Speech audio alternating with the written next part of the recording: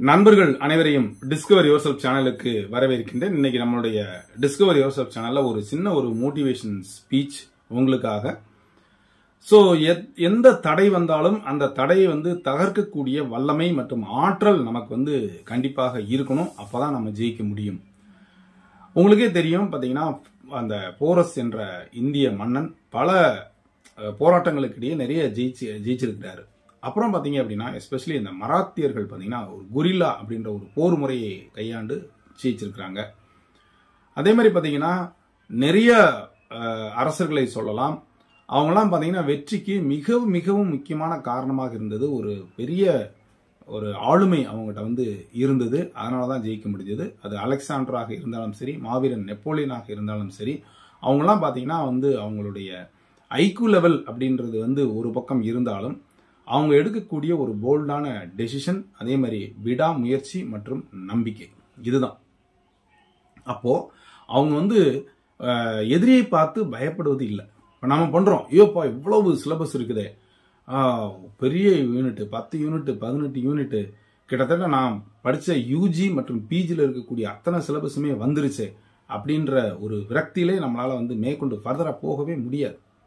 So ஒரு பெரிய மலையளவு இருக்க மாதிரி நம்ம நினைக்கிறோம். நம்ம வானத்தை தொடணும்னு நினைச்சா தான் இமயமலைக்கே போக முடியும், இல்லைன்னா போக முடியாது. அவ்வளோ ஒரு பனி பாறையில மேலே போய் இருக்குது அவ்வளோ விஷயமா.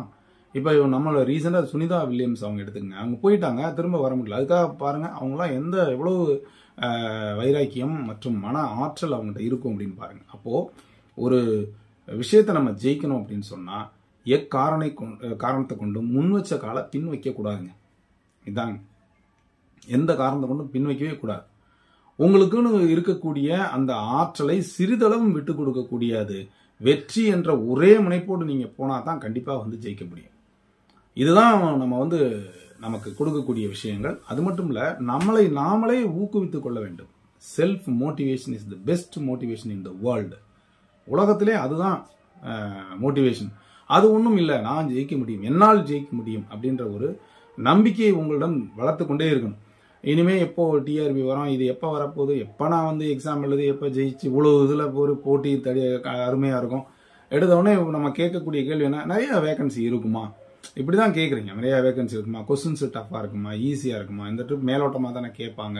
இந்த விஷயங்களில் தான் நமக்கு வருதே ஒழிய, என்ன மாதிரி கேட்டாலும் அந்த கொஸ்டினுக்கு என்னால் ஆன்சர் பண்ண முடியும் அப்படின்னு நினைக்கிறேன். மிகச்சிறிய அரசர்களாக இருந்தாலும் அந்த காலத்துல மிகப்பெரிய படைகளை எதிர்த்து ஜெயிச்சிருக்கிறாங்க. நம்ம ஈவன் பாகுபலியிலே பாத்தீங்கன்னா தெரியும், அந்த ஒரு போரை எதிர்த்து போரிடுறதுக்கு எப்படி. அப்போ நாம தான் அந்த திட்டம் என்பது திட்ட வேண்டும். இங்க நமக்கு எதிரியெல்லாம் கிடையாது.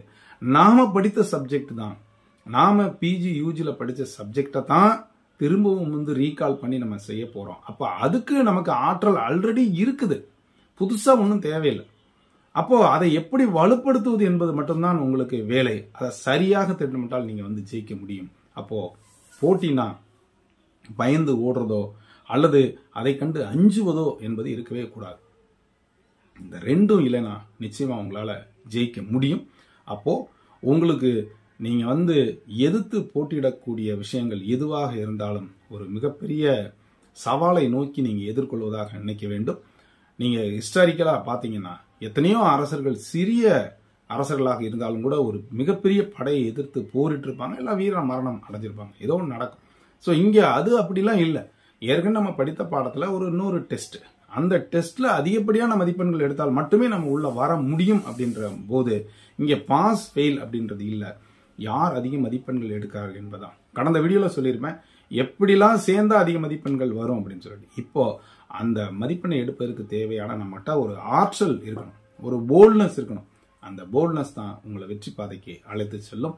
ஸோ அப்போ ஒரு போல்டா இருங்க. அந்த போல்டா இருப்பதற்கு ஒரு நல்ல ப்ரிப்பரேஷனை போடுங்க. எல்லாத்துலேயும் உங்களுடைய கான்ட்ரிபியூஷனை கொடுங்க. அப்போதான் அதிகப்படியான கட் ஆஃப் கிடைக்கும். அதிகப்படியான கட் ஆஃப் கிடைச்சா நீங்க உள்ள நிச்சயமா வர முடியும். அப்போ இன்னைக்கு நம்ம சொல்லக்கூடிய அந்த motivation, be bold enough to face any situation. எந்த சிச்சுவேஷனாலும் ஒரு போல்டா நீங்க ஃபேஸ் பண்ணீங்கன்னா நிச்சயமா ஜெயிக்க முடியும். ஸோ அந்த நம்பிக்கையோடு உங்களுடைய ப்ரிப்பரேஷன் இருக்கட்டும். தொடர்ந்து இது வரைக்கும் நம்முடைய சேனலை சப்ஸ்கிரைப் பண்ணிட்டு கொடுத்துற பெல்லைக்கான ஆப்ஷனை மறக்காம செலக்ட் பண்ணுங்க. மீண்டும் அடுத்த ஒரு நல்ல அப்டேட் சந்திக்கிறேன். நன்றி, வணக்கம்.